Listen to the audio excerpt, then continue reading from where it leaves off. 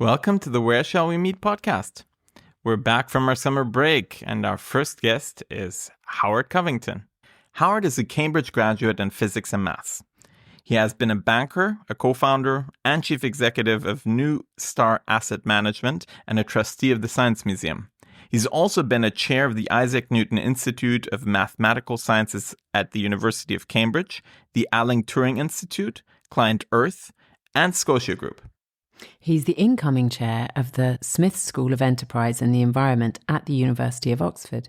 Howard is a fellow of the Institute of Physics and an honorary fellow of the Isaac Newton Institute and the Alan Turing Institute. We went to a talk Howard gave recently, and we were amazed by how many of his predictions have come to pass, and therefore left feeling quite comforted by his positive predictions about the future. We talk about a quick history of 540 million years, living in the midst of the third intelligence explosion, printing meat to eat, dark factories, are robots part of evolution, how capitalism drives the race to net zero, the restoration of the planet. Let's gaze into the future. Hi, this is Omid Ashtari. And Natasha McElhone. And with us today we have Howard Covington. Hi, Howard. Hi, very good to be here. Thank you so much for coming along. Howard, you recently gave a really interesting talk that was uplifting and optimistic about the future of mankind, which we want to delve into today. In the talk, you go through a series of concrete observable trends, and you address a third intelligence explosion that we're in right now. Let's look back and talk about the first two before we talk about the current one. Very good. So in simple terms, the first intelligence explosion was when multicellular animals evolved, and in order to direct themselves to food, evolved neurons and neural networks. And it was the neural networks that activated muscles and connected light sensors and chemical sensors to muscles and guided them towards food. And as eyes developed, this triggered something called the Cambrian explosion, which was a massive explosion in the kinds of animals there were in the world. And this happened about 540 million years ago. And it set a path which gave birth to vertebrates, fish, and the vertebrates then evolved and eventually gave rise to apes, to the great apes. And from the great apes, humans eventually evolved. And the way that that took place was what I call the second intelligence explosion. And this was when some great apes were having trouble making a living in the forests that were drying out and took to the savannah where they scavenged meat from dead animals. And the savannah was very dangerous, and it was a great evolutionary advantage to stand upright. So they did that. Bipedalism evolved. That freed up their hands and arms. That meant they could use tools. So tool use began to evolve, and with that, cooperative hunting. So there was a great evolutionary pressure then for language to develop, both to coordinate hunting and to train the younger hominids, as they were called, to use tools. And over a period of something like 5 million years, language evolved. Humans became linguistically modern about 100,000 years ago, and language led to a second explosion in intelligence. Yep. That is a quick history of 540 million years. That was very impressive. Really impressive indeed. The one thing that comes to mind when you go through this is that there's a counterfactual that we can't run. And that is, what do you think could have happened? Do you think it is inevitable that we went down this capitalist path, this path of competition, rather than, say, one that is more in tune with nature, that would have developed in a harmonious way? So in the study of evolution, it is generally thought that nothing is inevitable. Right. Blind chance operates at every step. And I think that continues to be the case right up until the 17th century, when science and advanced maths are developed. And from the time that Newton published his laws of gravity and motion, and I think a certain amount of inevitability creeps in, because entrepreneurs could see how to use science to develop new processes. And at that point, biological evolution gives way to capitalist evolution. So it was not at all surprising that within 100 years of Newton, the Industrial Revolution began. So to clarify, because I didn't pick that up from your talk, that's really interesting. So the eyes and the bipedalism, being upright, necessity really was the mother of invention. As always with evolution, yeah. Okay, so I like how you're talking about the notion that the discovery of science writ large essentially has kicked off different dynamics that are now no longer just biological. They're, so to say, connected to the world of ideas that has taken on machinations of its own. Yes, I mean, if you look at any graphs of anything related to humans, population, gross domestic product, use of materials, they all go shooting up from around the 1750s. Something completely new happens to the planet and to the species on it from round about then. And it was caused by capitalism, and capitalism was enabled by science. Right. And competition, to your point. Exactly. The essence of capitalism is competition, as is the essence of biological evolution. Right. So you're saying all the J curves that we're now steeply in have been kicked off in the 1750s, roughly. That's certainly my view. Yeah. And so we are in one of those now, which is the third intelligence explosion. Let's talk about that. Just as I think that capitalism was an inevitable consequence of the scientific revolution of the 17th century, I think the current intelligence explosion, the invention, first of all, of computation, and then of neural networks and large language models, where we are now, I think that, to go back to an earlier point, is inevitable. It's an inevitable consequence that humans, once they are operating in advanced capitalism, using all the tools of technology and innovation, will find their way to computation, and from computation to machine intelligence. But language was the beginning of all of that in the second intelligence explosion. Yes, you can't get, in my view, to the use of advanced tools. You can't create advanced tools without language. So fully linguistically competent humans were present around 100,000 years ago. It took about 100,000 years of slow, gradual innovation to discover the scientific method, and then very rapid innovation after that to reach computers and large language models. Yeah. The notion of the beginning of infinity is probably something that you're familiar with. David Deutsch wrote this book. And so the idea is that the scientific method will get us to everything that is physically possible if we continue this trend and ride it. Yes. You may remember in one of my slides, I say, provided we don't screw things Yes, up. it's true. That is a big asterisk behind everything here. Okay, great. So let's talk a little bit about this whole transformation of society through AI. I would say that it's an interesting time that we find ourselves in, with AI coming onto the scene into probably one of the most extreme eras of capitalism. Some people would say shareholder capitalism is a little bit too out of whack with human values and human well-being to an extent. And so the question is, as it is coming onto the scene in this environment, do you think that it will be imbued with the right values, so to say, that will be in line with human well-being rather than efficiency, competition, the cold rational values? That's not a straightforward question to answer, but Right. I will do my best. So I think that we are at a time of advanced capitalism called techno-capitalism. And techno-capitalism has a slightly different structure than what went before, because what is driving the development of innovation and technology are now venture capital funds. And the venture capital funds are very sophisticated risk takers who are willing to put large amounts of money behind scientific research and innovation in a way that hasn't been done before. But in return, of course, they want to see profits. They want to see a return on their investment.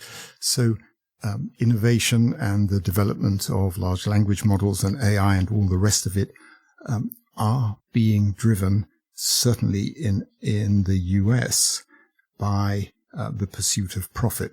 So the main value is going to be the capitalist value of making money for shareholders.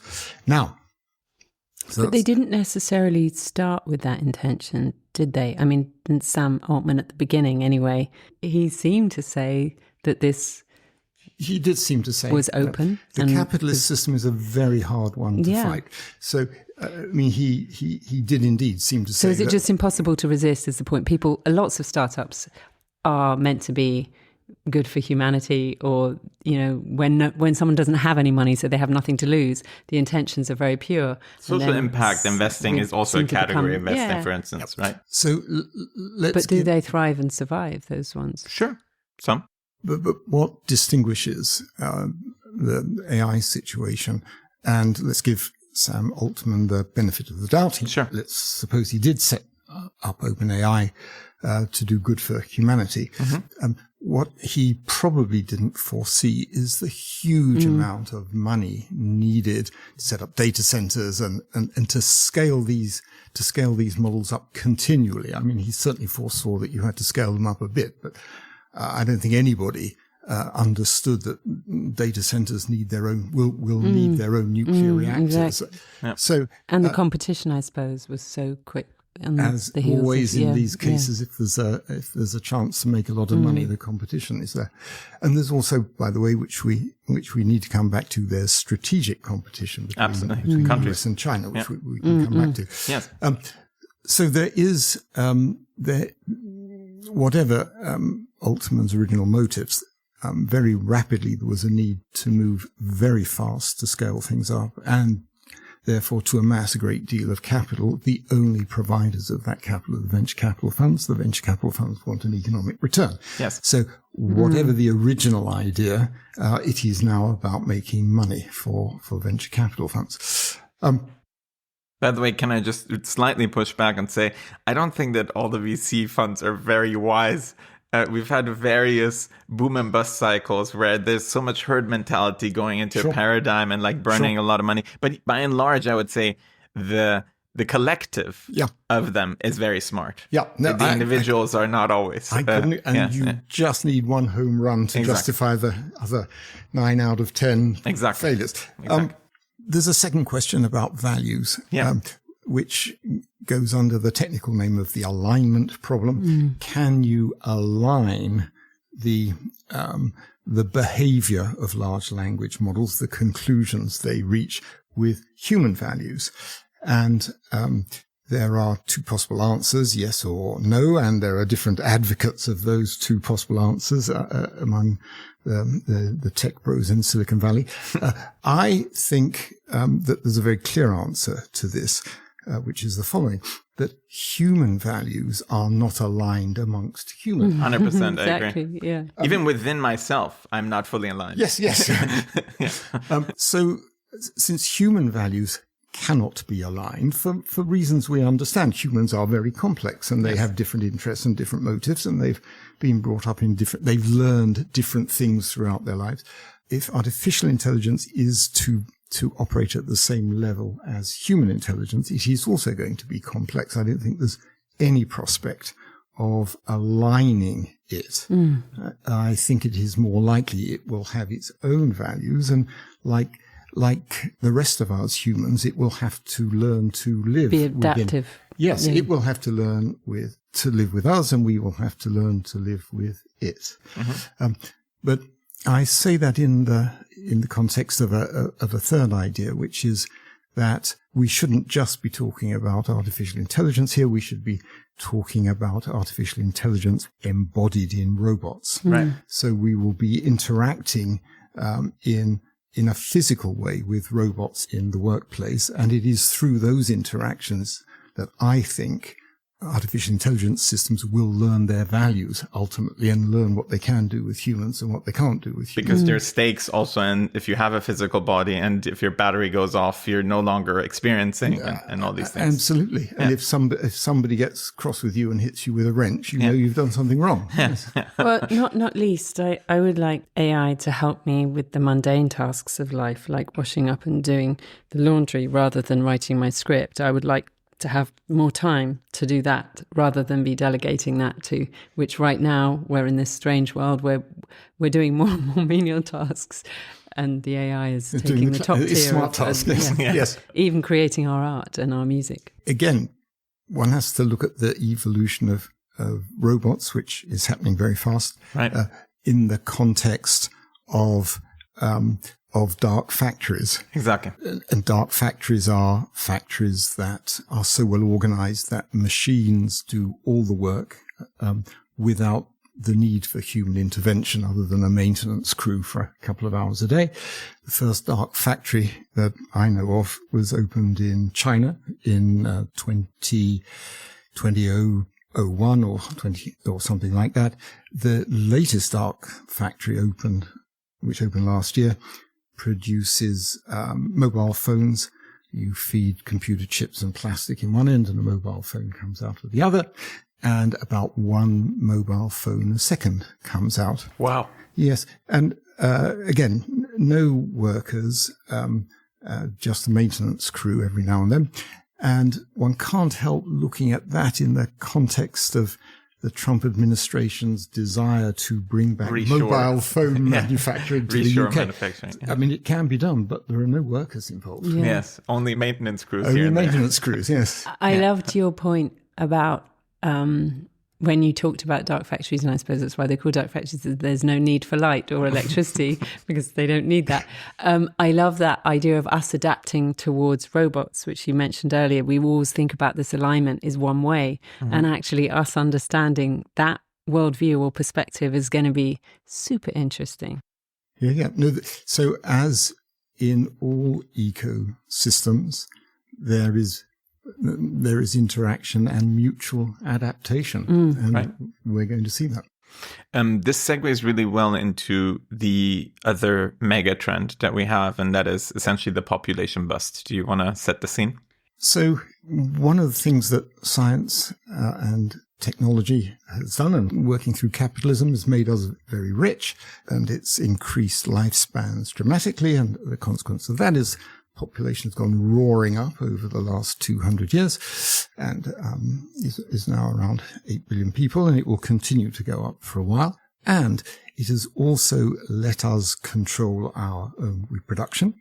And as society has changed, we've gone through a transition over the last 200 years from mainly rural work to largely urban work, and women have entered the workforce and want full and satisfying careers. And those two things taken together have made the cost of having a child go up quite significantly. The data from the US is that the cost of raising a child to 18 is something like 6 or 7 times the average income. So when a couple decides to have a child, they mainly decide whether they're going to have one child or 2 children. It's only in exceptional circumstances that they'll consider having more than that. So guess what happens? The average number of children per woman, the fertility, falls to between 1 and 2. Right. So, and replacement is 2.1. Replacement is 2.1. If fertility throughout the world falls to 1.5, which it could easily do by the end of the century, global population will halve in 200 years. And that will happen if countries around the world adopt the same kind of economic model as in the US and in Western Europe. Right. It's entirely obvious. Which they will. Which do you presume? They would certainly like to. They're all striving towards that as an end. Yeah.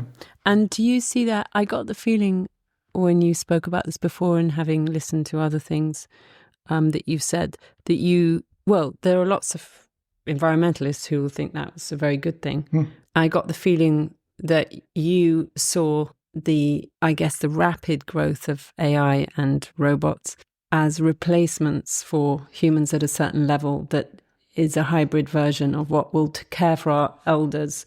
The point being, you don't necessarily see this as a negative trend. So the main immediate problem with low fertility is that the population ages and a larger number of old people have to be supported by a smaller number of young people. But this is happening just at a time when dark factories and humanoid robots are evolving. So if we are lucky and if we manage things properly, the imbalance in the population will be offset by the use of dark factories and humanoid robots. And Natasha, to pick up a point you made about care for old people, in Japan it is already the case that the old people want to be cared for by humanoid robots because they do a better job than human carers. So I think there are all sorts of opportunities here, and declining fertility. Yeah, certainly for processing that. At least for the next century, is not something to fear. It's something to manage by using the opportunities that AI, humanoid robots, dark factories give us. Yeah, I think we'll revisit this in a bit, because I think there's a notion here that these dynamics are as they are and we cannot intervene. Just a counterpoint, what if we come up with exowombs? And what if we, make creating humans very easy and convenient?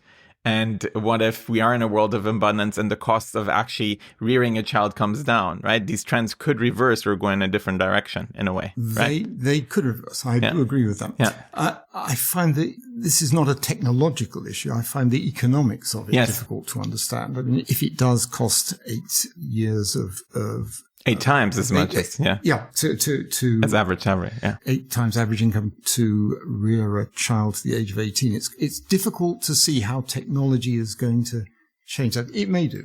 But even if you take the economics out, I think there's an interesting trend. And again, we need to get back on topic, which is, even though our life expectancy is much longer, we are leaving in the West, and again, this is a very, very small strata, but I guess it's the one that we're talking about, society who relies upon, most women I know who are younger than me, but have frozen eggs.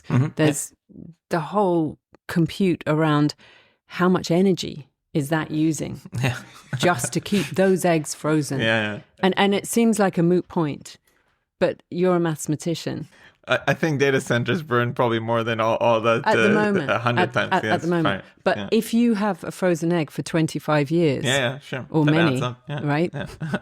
So anyway, putting that aside, there's also this strange thing that if you get used to a life, if you have control over your fertility and you get used to a life without a child that's very fulfilling, and you have freedom, lots of people may elect, not for economic reasons, not to have kids. Yeah, of course. It's mostly people who have money who choose not to have kids. It is a lifestyle. It's not the other way around. It isn't indeed.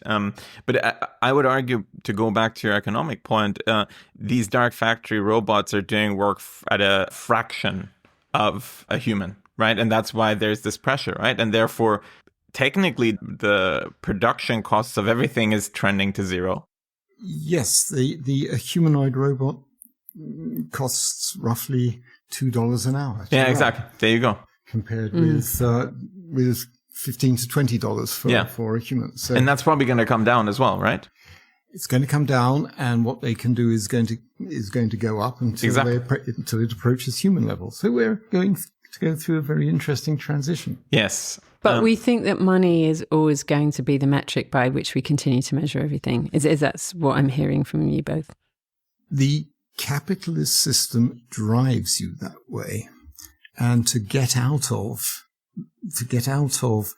competition for more, to be able to use more resources is quite a difficult thing to do, and it's not clear how it can be done. I mean, there are some ideas from Silicon Valley of radical abundance. Yes, exactly. Things become so cheap that everybody can have everything. Peter Diamandis, the Ray Kurzweils of this world. So maybe. I find it difficult to understand how that happens, but maybe.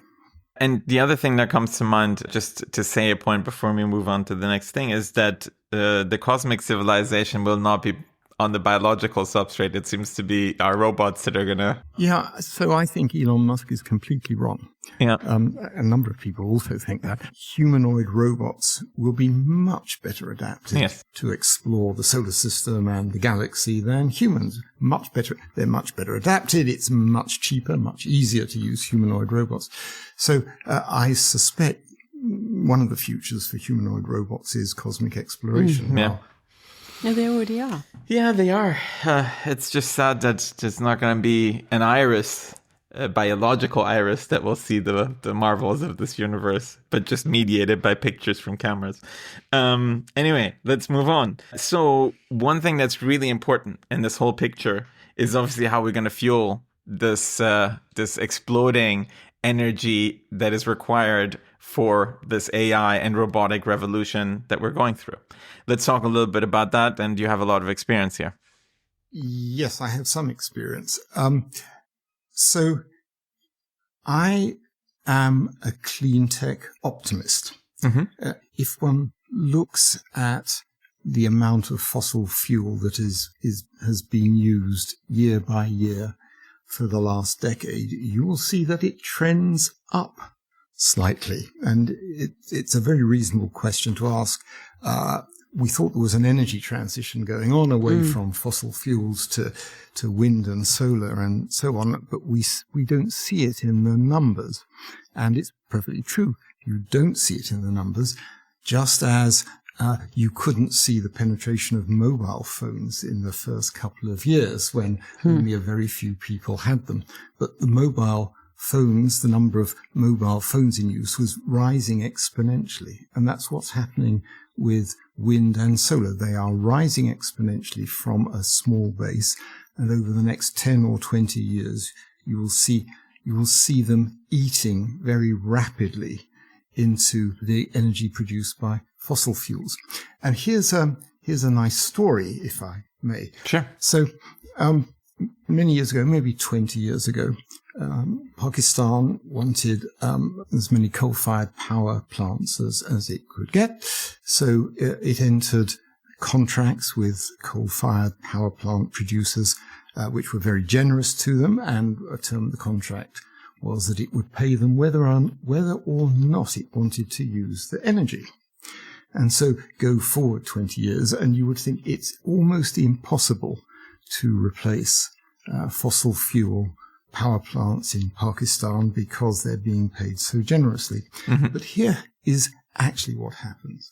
Because they're so expensive, there's been no investment in them. And because solar is so cheap now and batteries are so cheap, entrepreneurs, the people running corner stores and restaurants and little businesses, are buying solar panels and batteries from China that is selling them very cheap. They are disconnecting from the grid, not because they want to see Pakistan's emissions going down, but because it's so much cheaper to use solar panels and batteries. And the growth rate in solar energy in Pakistan is 70% a year at the moment. That is the exponential curve that Pakistan is going up. And that's if a very difficult case, difficult because of its locked-in coal-fired power plants, can go through a transition that quickly, think what the rest of the world can do. So I think it's very reasonable to anticipate a 40-year transition to clean energy. And by that I mean within 40 years, 2065, nearly all fossil fuel will be squeezed out of the energy supply system. There are certainly people who would say, gosh, that's a very conservative forecast. I think it's a realistic forecast because one must anticipate the oil companies and the coal companies fighting as hard as they can, which is what they've been doing for the last 20 or 30 years. Right. It won't go as quickly as it could because of the damage that they are going to inflict on us, but nonetheless it will happen. Yeah. One thing that I think is striking here that is worth highlighting is that by and large, when we have these competitive dynamics that emerge in some of these spaces that drive rapid development forward, the fruits of the labor are kind of distributed equally to an extent, right? And I feel here one country is really pushing the envelope, at least when it comes to solar cells, right? So, I mean, the country pushing the envelope is, of course, China. Yes. China is responsible for half of the world's solar and wind and battery installation. Half of the world. Yeah, right? that's quite striking, a large number. Yeah. And and for the other half of the world, China supplies that as well. It supplies something like 80% of across the clean tech supply chain. China's emissions are going up. Mm-hmm. And it's building lots of coal-fired power plants as well. So you have a conundrum. Here it is installing wind and solar just about as fast as humanly possible. Mm-hmm. And it's still installing coal-fired power plants, and its emissions slightly going up or perhaps turning right at the moment. What is going on here? And the answer is China has exactly the same problem that a lot of other countries have, which is that the coal production is concentrated in just a couple of provinces. The governors of those provinces are very powerful. They don't want to see coal being displaced because it gives them a big economic problem. And so I think that Mr. Xi will probably take a leaf out of Mrs. Thatcher's book and wait until there's so much solar power that you can just shut down coal. And that will happen. That probably not as dramatically as that, but that will happen towards the end of this decade. I think China will have so much solar power. End of this decade, do you think? End of this decade. Wow. That you will see not coal-fired power plants completely turned off, but gradually. But you will see China's emissions begin to drop quite quickly. Wow. I want to ask something. Yeah, sure. How much do you think our language is going to change, given that a lot of our day-to-day speaking is in writing and in text form, and it's often giving prompts to or requesting bits of information from a machine? How much do you think, I know the machine is adapting to us at the moment, and that's what we're being told, and that's what we're training it for. But once it becomes embodied with robots and so forth, how will it emerge? Do you have any thoughts about that? Obviously, you can't answer that because we just don't know, I suppose. What the next 10 years holds is very difficult to foresee. The people in Silicon Valley, a lot of them expect that we will get to superintelligence within a few years, 3 years, 5 years. Mr. Sibis and Sergey Brin were saying 2030 on a panel recently. Yeah. I mean, nobody is surprised by suggestions of 2030 or any time around them. Right. And superintelligence in this context means a large language model which is better than humans in every category of knowledge. So a better mathematician, a better scientist, a better linguist, you name it. Better at planning the economy, a better entrepreneur. I think that is a little unlikely.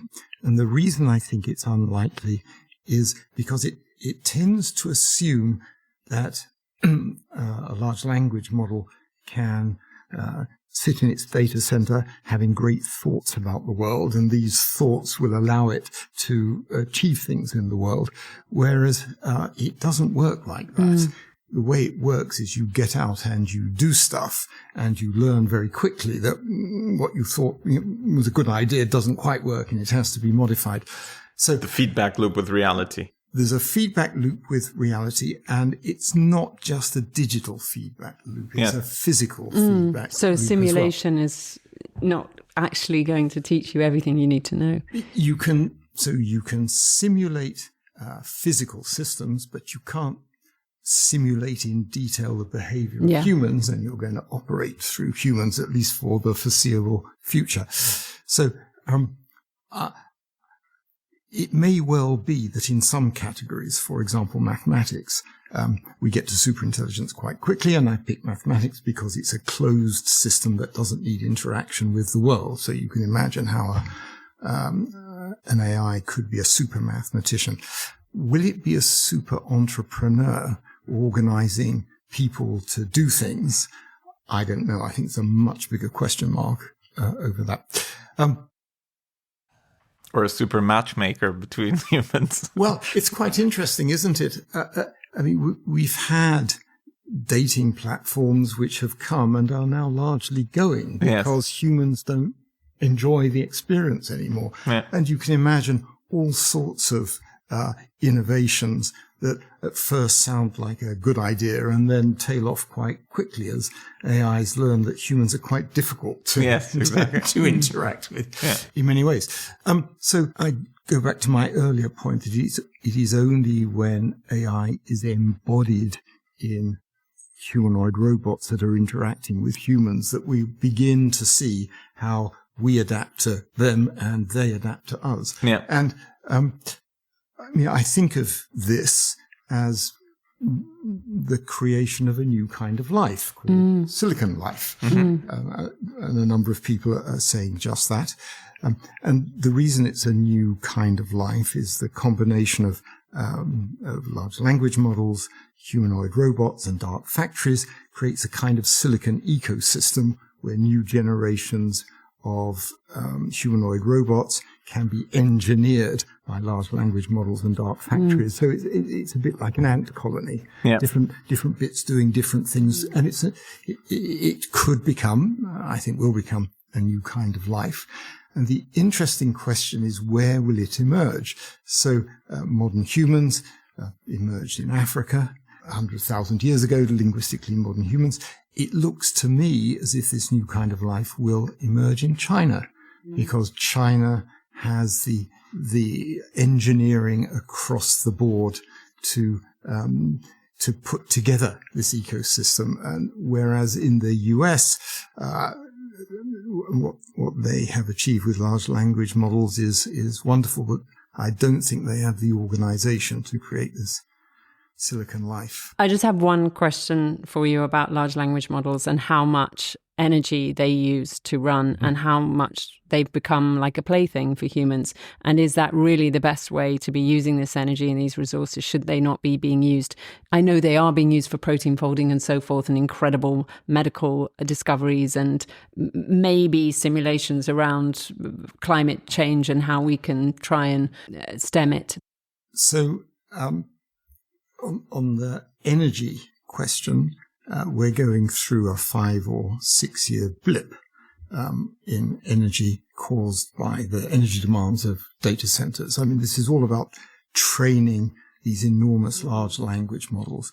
But this is something which is going to last 5 years, maybe a bit longer. And will be done because we'll either be at super intelligence or we won't. But either way, I think we'll be done. And it's only happening on a large scale in the US and China, whereas the demand for energy from the rest of the world is what's driving the growth in energy. So interesting.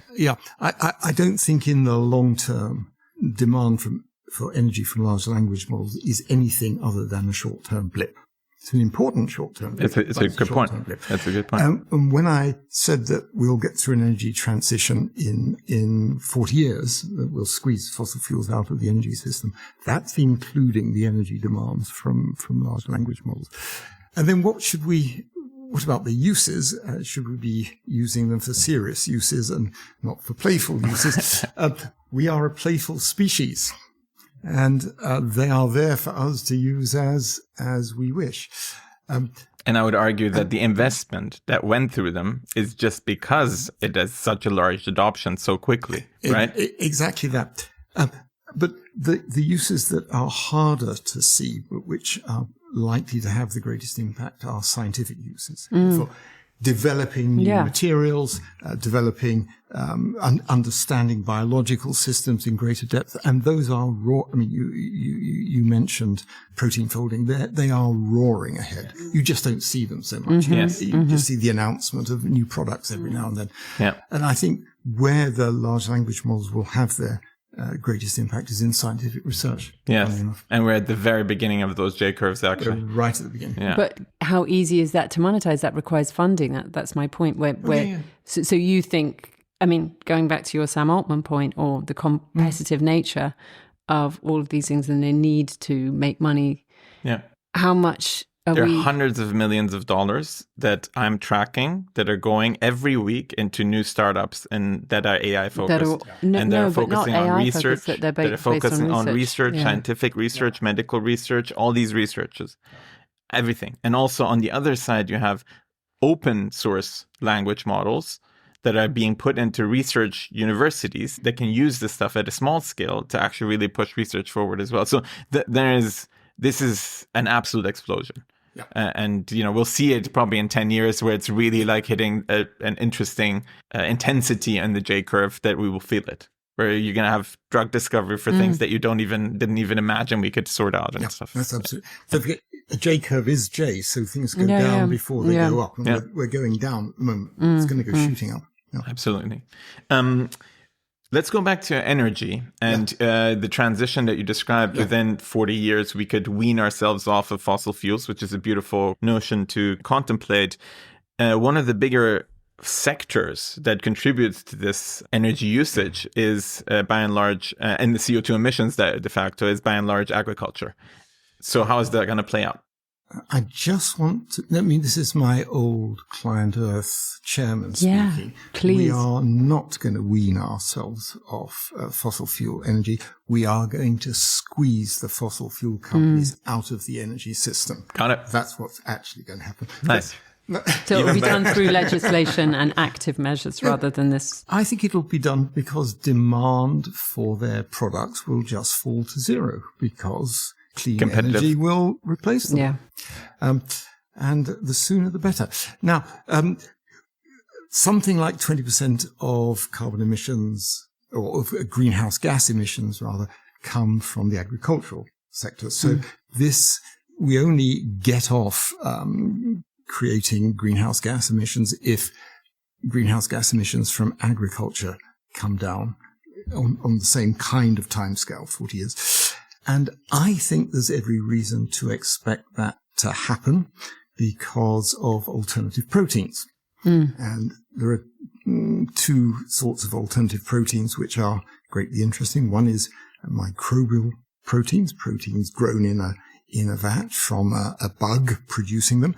And the other is cultured meat, meat grown from a biopsy taken from a cow or a pig or whatever animal it is. Starting with cultured meat grown in a vat, this way is genetically identical to farmed meat. Farmed meat is a mixture of protein and fat and a few other things. You can create in a vat the mixture of protein and fat and other things. You can adjust its flavor so it is at least as good as or better than cultured meat. You don't need to throw in all the hormones and other chemicals that poor intensively farmed animals have. And it will soon be highly competitive price-wise with agricultural meat. Over 10 years, it's the cost of producing cultured meat has fallen by something like 60% a year. It's now a year. Well, a year, 60% a year. 10 years ago, it was $300,000 to produce a hamburger. It's now $10 a kilogram and still falling. So there's every reason to think that cultured meat will displace ground meat or mince meat from the food system over the next 10 or 20 or 30 years.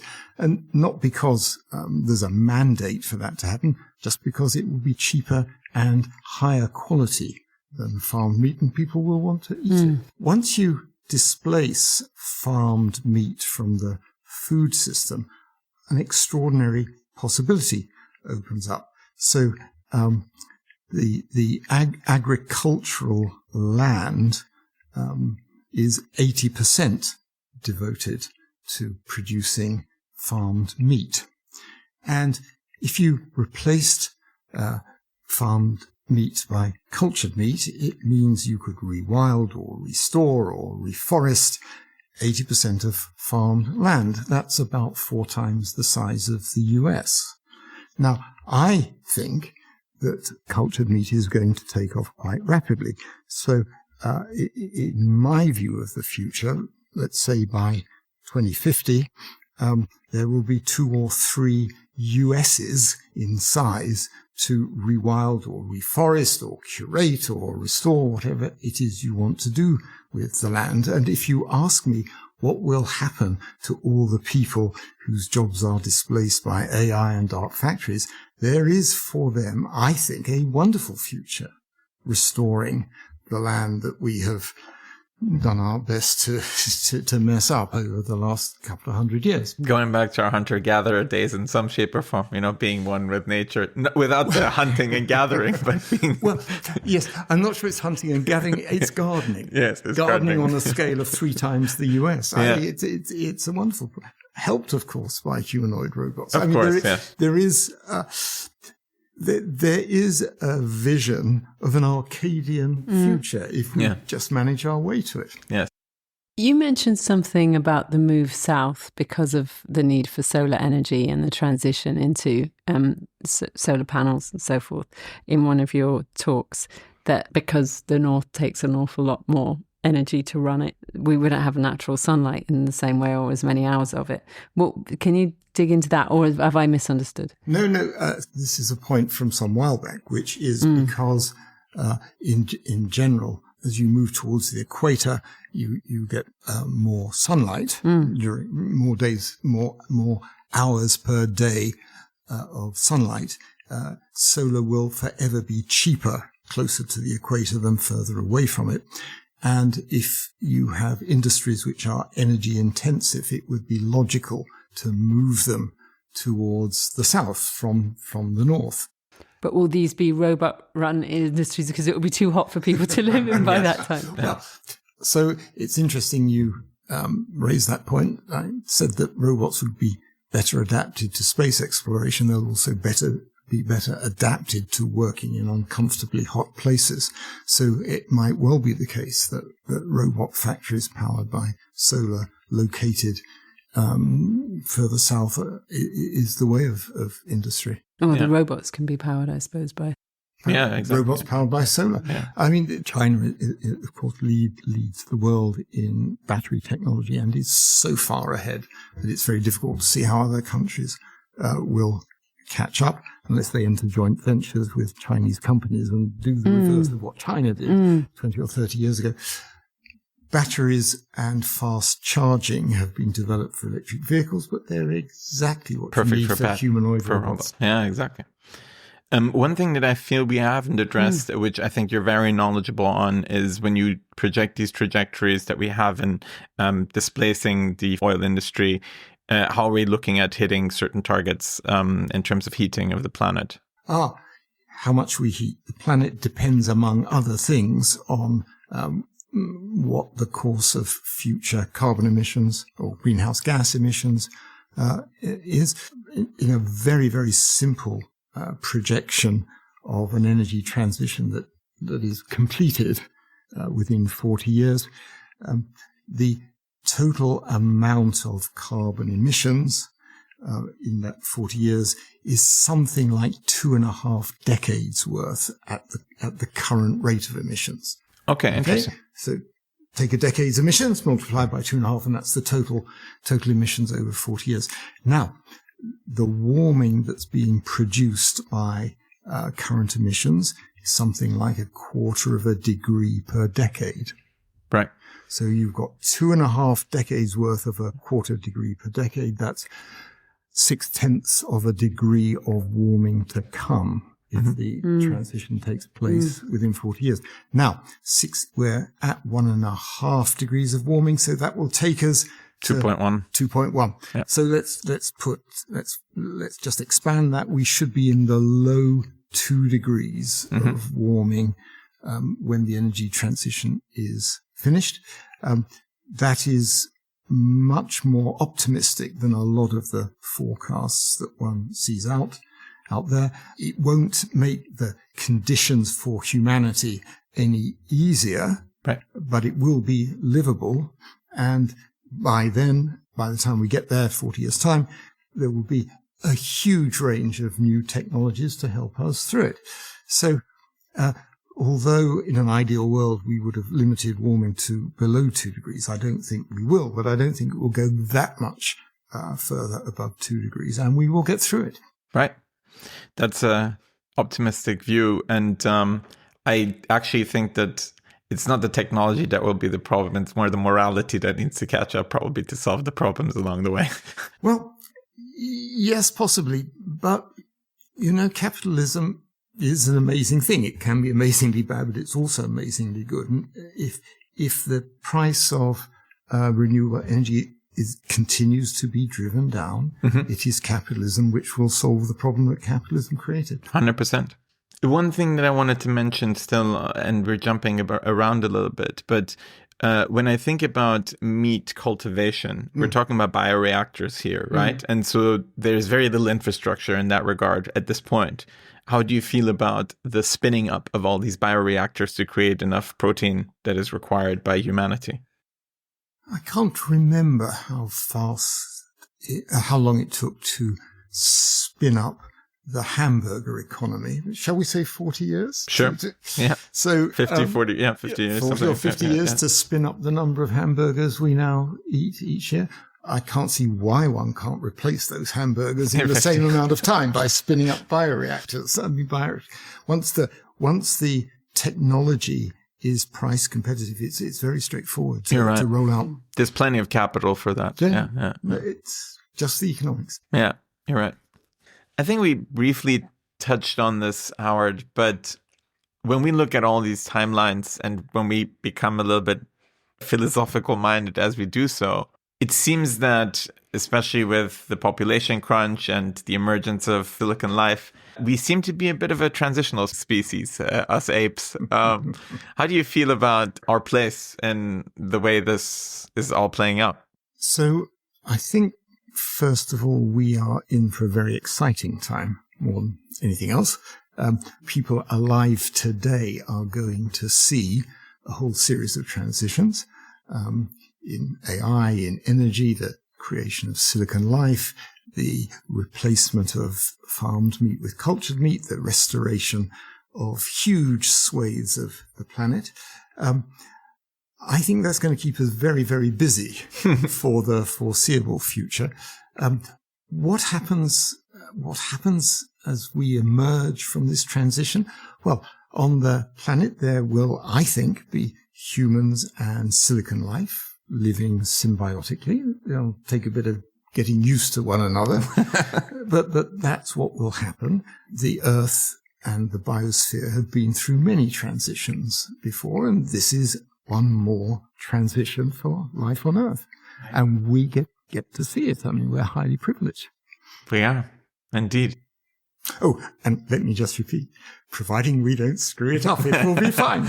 It's true. We need a positive vision to not screw it up as well. So this is appreciated. In a sense, when you described your first two intelligence explosions in the talk that we saw, this transition into hybrid silicon human seems much less surprising because you talk about the phases and how long they will take, and I feel of course that's the next phase. But for people who feel that the pace or the rate of change is too fast and is overwhelming, and we have this expression, don't we? I'm a technophobe. It's just a sort of write-off of anything that's new that's coming in because it is incredibly fast, and we only even know a tiny part of it unless you happen to work in that world. So, what would you say to those people, or how do you remain inclusive and get them along for the ride? I think first of all we have to shift from purely focusing on the negatives of this transition. It's very easy to list out all the things that could go wrong. It's much harder to see the great things that could go right because they're not here yet. And we're nostalgic creatures. And we are nostalgic. So we're nostalgic creatures, and to some extent I'm playing to that because I see how we could restore the Earth on the biosphere on an enormous scale. And for the people who who don't like the technology, there's something great, I think, to look forward to, which is a restored Earth, and the restoration is enabled by technology and economics. Yeah. And indeed, fear of the unknown has been a good instinct to make us survive and get here to begin with. But now, obviously, it's not necessarily working in our favor. No. Therefore, we need to fill the unknown with positive stories. Exactly that. Yeah. Exactly that. Tell us a little bit about the Smith School, because I feel that you are talking about all these beautiful things in that capacity. Well, the Smith School is a very remarkable department of the University of Oxford, whose main concern is to engage policymakers and entrepreneurs and businesses with the energy transition, so that the energy transition can go through as quickly as possible, and policymakers and entrepreneurs can contribute to making it go as quickly as possible and to gaining from it. I sit on its advisory board, and I'm going to become its chairman a bit later in the year. And it's, like all universities, has some quite remarkable, in fact, a large number of very remarkable academics who study how to speed up the energy transition, how to speed up the restoration of nature, and how to get their findings out into the world so they actually change the world. And there are some absolutely delightful stories that it has to tell. It was funded by the British government 10 years ago to run a pilot project, for example, to try to improve water quality for 10 million people in East Africa and in Bangladesh. Mm-hmm. It ran this project for 10 years working with not only the people in those countries, but the academics at universities in those countries. And there's a delightful movie where the academics will say, we used to sit in our offices writing papers and hoping somebody would do something. Now we're out changing the world. And the result of the project is that by using microeconomics to get incentives right, the water quality is improved for 10 million people, and we're now being asked to do the same for 100 million people. And as I say, you just need to scale up one more time and you're at 1 billion people. So by using the best of economics, the best of scaling laws of technology, you can use technology to really make a difference. And that's one of the things that the people at Oxford University are trying very hard to do. Beautiful. Well, first of all, thank you for telling a positive story of the future and for all the work you do. And thanks for taking the time to talk to us about it today. Thank you very much. It was great to be here. Thank you so much, Howard. It was fascinating.